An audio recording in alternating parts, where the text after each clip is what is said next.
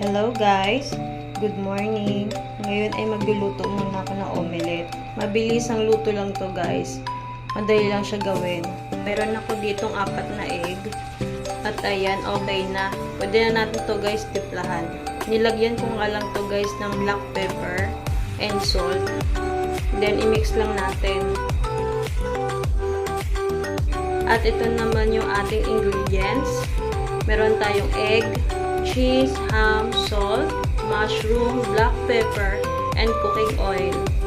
And yung mushroom, pwede din namang wala. Optional lang to guys kung gusto nyo siyang lagyan ng mushroom or hindi. So, pwede rin naman siyang cheese and ham lang. Yung ating ilagay dito sa ating omelette.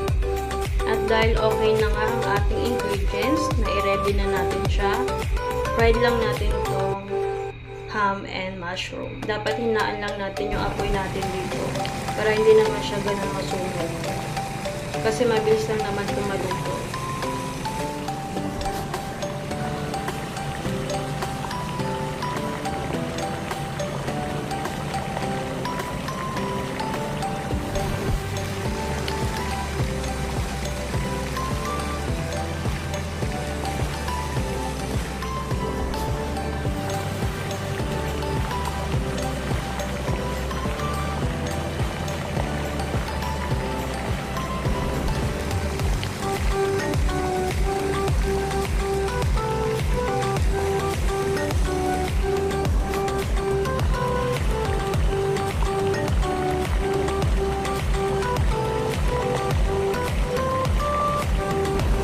Ayan, okay na to guys.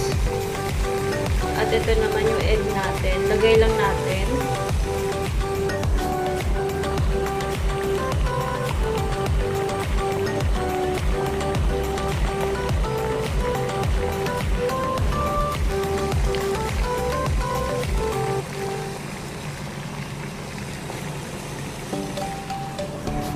At okay na to guys. Pwede na natin ilagay yung ham.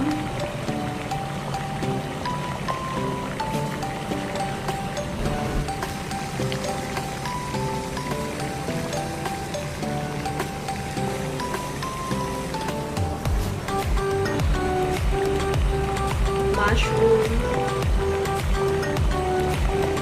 and cheese. Tapos yung kalahating side, itakip lang natin dun sa toppings.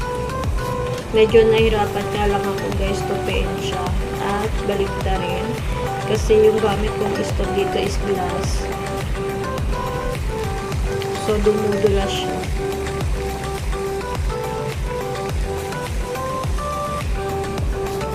Ayan, dahan-dahanin lang natin guys. At ito na nga, okay ng ating omelette. Ganun lang siya guys, kadaling lutuin.